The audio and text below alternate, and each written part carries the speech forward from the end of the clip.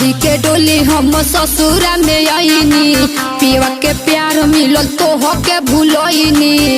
ए बाबू सुना का कहता रे? चढ़ी के डोली हम ससुरा में आईनी, पियवा के प्यार मिलल तो हो के भूलनी।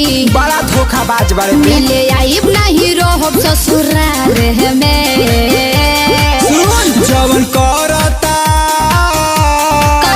जवन करता पिया ससुरारे में, मियाँ जी कैले कुआरे में। जवन पियावा करता ससुरारे में, मियाँ जी कैले कुआरे में।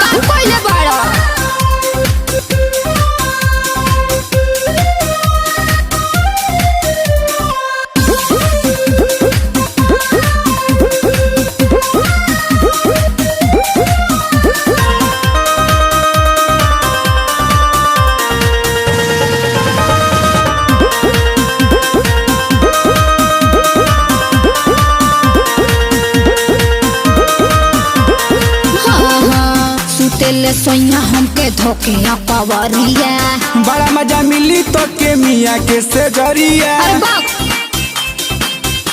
सुनो मानम ला बात रहब हम ससुररिया, नैहर में अबू जइया चापवा कवरिया। तोहरे मन के बात सैया हमके घुमावे बियर बार में। जवन करता पिया ससुरारे में, मियाँ जी कैले कुआरे में। जवन